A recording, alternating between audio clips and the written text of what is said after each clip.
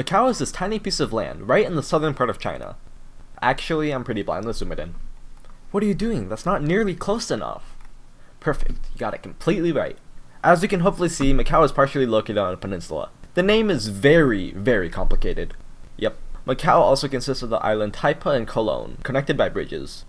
The latitude and longitude of Macau is 22.1987 north, 1135439 east, I think. In more complicated terms, it's located 37 miles directly west from Hong Kong and has had quite a history. I shall delineate an accurate chronicle of Macau's ubiquitous history.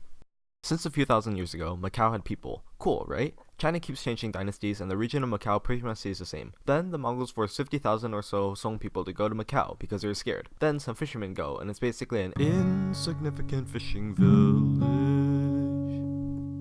On the opposite side of the planet, there were people. These people were explorers called the Portuguese. The Portuguese used ancient water cars, also known as ships.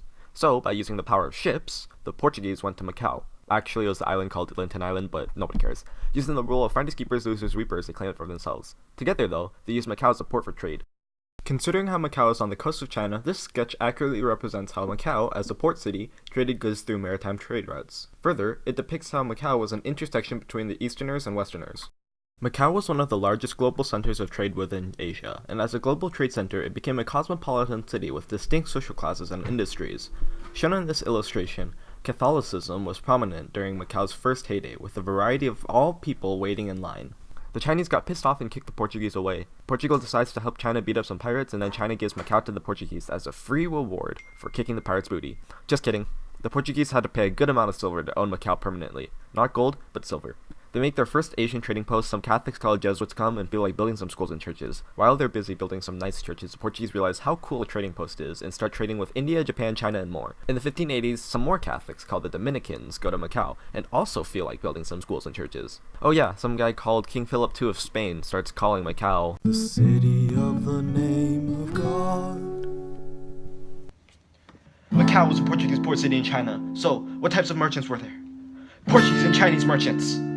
However, the Portuguese barely accounted for much of the population. They traded along three major routes, which included many other prominent cities and regions, such as Malacca, Goa, Lisbon, Guangzhou, Nagasaki, Manila, and Mexico. The route from Guangzhou to Macau to Nagasaki was the most profitable out of all of the maritime trade routes, due to the fact that the Portuguese were able to act as middlemen between the Chinese and the Japanese. They would ship Chinese silk to Japan and Japanese silver to China. Silk was a prominent commodity along trade routes, prized and profitable. Silver was used for the monetary system during the Ming dynasty, which is why China was so desperate for silver. Luckily, the Portuguese were able to obtain silver from Mexico and Japan, and profited largely due to that. Further, China banned direct trade with Japan in 1547, giving Macau a complete monopoly on trade with Japan and its products. Oh yeah, during Macau's first heyday, Also known as what I'm talking about now. it was part of the Portuguese. Now it's not the golden age of Macau. Not anymore. Japan stopped trading with Portugal and so does East Asia, causing them to lose a lot of money. Suddenly, 20 years later, there is a battle. A battle called Battle of Macau. Some Dutch boys attack and lose. The Portuguese decide to make a government but under the Chinese. Commerce in Macau is restricted to local trade, and some European traders and Protestant missionaries start chilling there for 100 years. It's 1841 and British people take over Hong Kong, which pretty much completely overshadows Macau, and Macau starts to suffer. A few years later, the Portuguese make gambling legal in Macau. Then, they declare it to be a free port, expel all of the Chinese soldiers and officials, and started to tax all of the rest of the Chinese citizens. And so, Macau became a port for Chinese slaves to go to Cuba and South America. The Chinese say okay, and accept the Portuguese as overlords as Macau and the Treaty of Peking. Macau becomes an overseas province of Portugal and they make a grand prix for themselves. Hong Kong and Macau make a non-crime syndicate. Riots occur because communism. Portugal got tired of dealing with Macau and tried to gift it to China but got rejected. Macau becomes Chinese territory under Portuguese administration, and the Portuguese feel like Macau is a dead cow.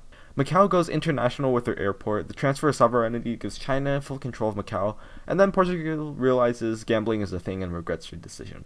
Basically, at this point, American thingies make gambling places in Macau, and Macau gets rich and prospers, beats Las Vegas as the best way to indirectly prey on citizens' wages, and starts expanding.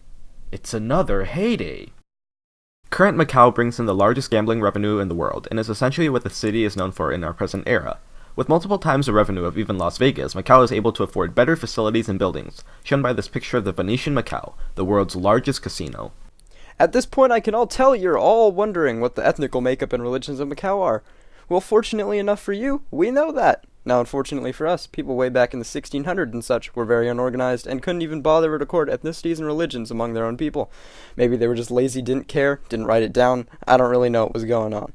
The ethnicities and religions of people may have been very open to change as lots of traders and merchants flocked to the bustling port city. Many of these living in Macau were Chinese, with very few actually being Portuguese at only about 5% of the population in around 1640. Native people were known to be Macanese, a mix of Chinese and Portuguese, and their culture still barely lives on today in an astonishingly low 6% of the population. Modern Macau's main ethnicity, to not very much surprise at all, is Chinese at about 95%, because, they're kind of on the coast of China, with lots of people from China there. This photograph is of present-day residents of Macau during their unique traditional event, the Feast of the Drunken Dragon. It represents how Macau's culture is very similar to Chinese culture, although it may have once been a Portuguese colony. The color red is prominent, longevity rice is given for good luck, and drinking and celebrating the dragon is also very common. Very little Portuguese still live there, and only make up about 0.6% of everybody there. I guess all the Portuguese decided to leave. With regards to religion, again, still no surprise here, 76% of them belong to Buddhism or folk religions, very common to Chinese peoples. Even in the time of Macau's heyday, most people followed Chinese folk religions and Buddhism. Here's a pretty picture of a statue in Macau of Guanyin, a Buddhist bodhisattva representing mercy, kindness, compassion, and love. Macanese culture was heavily focused around a Buddhist and Chinese folk culture, mixed with a little bit of Portuguese values, with this statue mainly focusing on Buddhism.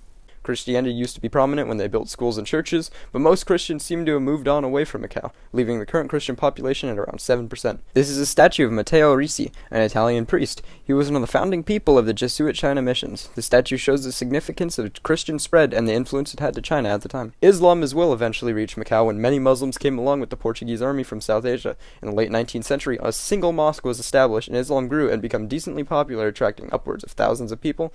Nowadays, that number has dwindled to a very pitiful 400. Islam and other small religions now make up less than 2% of the total population, and about 15% of people in Macau stay unaffiliated with any religions whatsoever. Things getting spicy.